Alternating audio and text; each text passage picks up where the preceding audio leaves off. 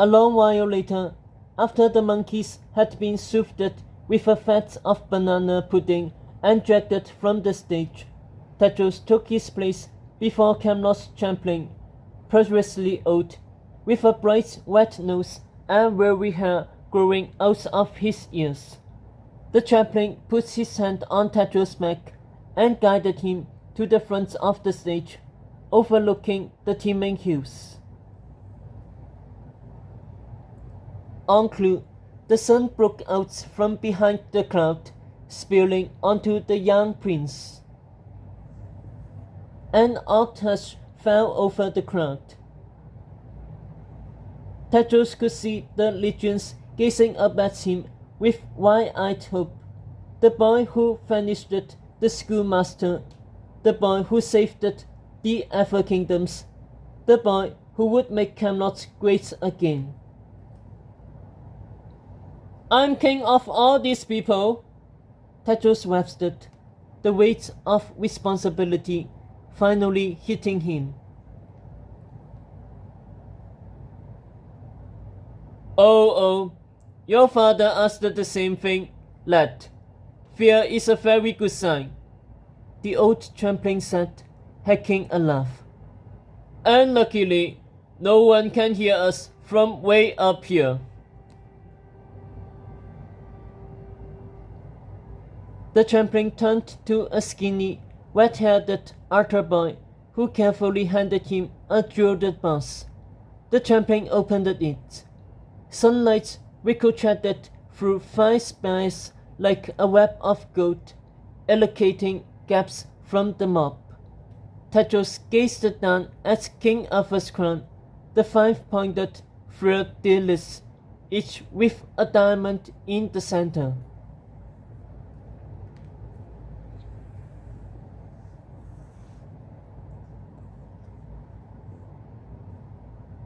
Once, when he was 6, he had stolen it from his father's bed table and worn it to his lessons with Merlin, insisting the wizard bow and call him king.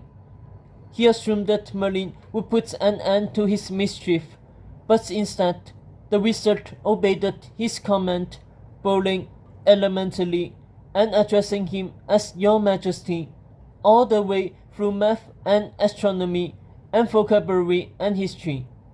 Perhaps the old wizard would have let him be king forever, but soon the young prince removed his crown and sheepishly returned it to his father's table, for it was too heavy for his soft little head.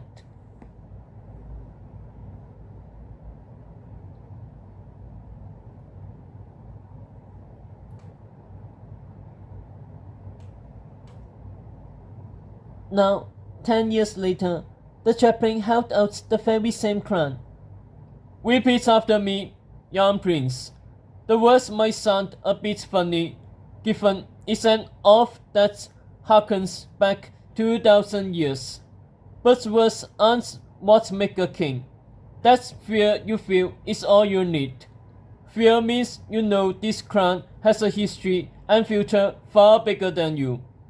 Fear means you are ready, dear Tedros, ready to quest for glory."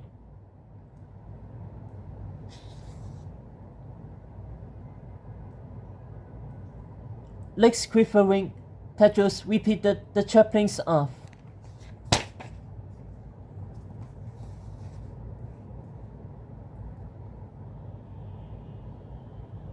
"By the Lord, on west that God's doth place on my head, I swear to uphold the honor of Camelot against all foe. I swear to be a beacon in the dark now to few enlightened realm."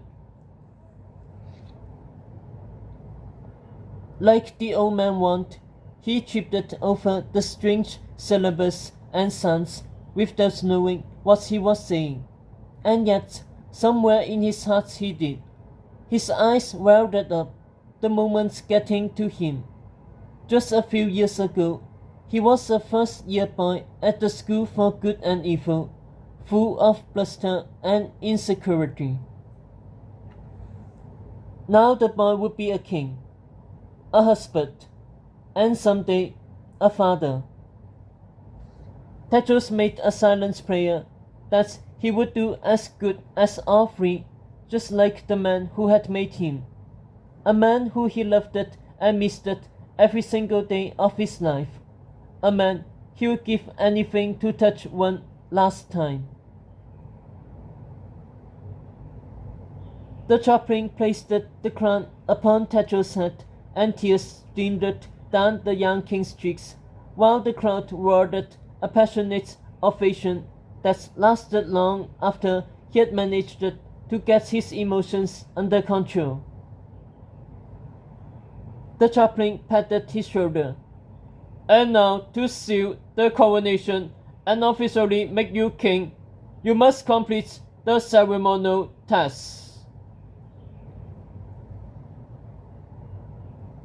"Do you mind if I say a few words first?" he asked the chaplain. "To my people, I mean." The chaplain furrowed. "It's a bit unusual to speak before the proceedings are complete, especially since no one will hear you." Something fell from above right into the folds of Tedros' oversized robe.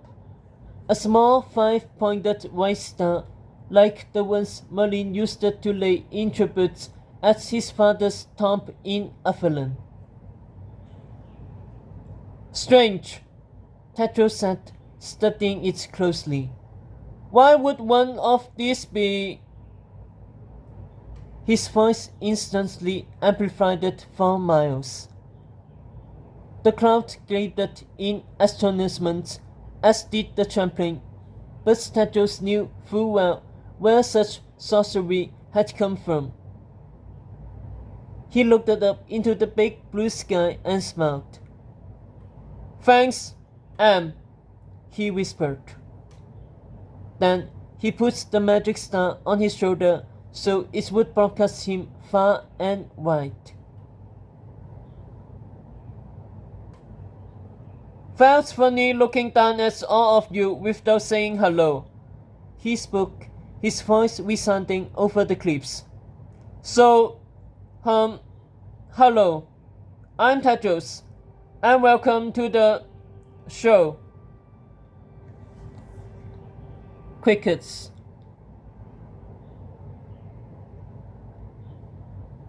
"Right, you know who I am. Same boy who used to stand here and figured when my father gave speeches. Just older now, and hopefully a bit better looking." A ripple of laughter. Tedros smiled, feeling the warmth of the crowd. They wanted to hear from him. They wanted him to do well. He searched for Agatha below, but the sun washed out the faces. He was so used to having his princess by his side when it mattered. But after all they'd been through, he could feel her inside her, even when they were apart. What would she tell him to say? The same thing she always told him to say, the truth about what he was feeling.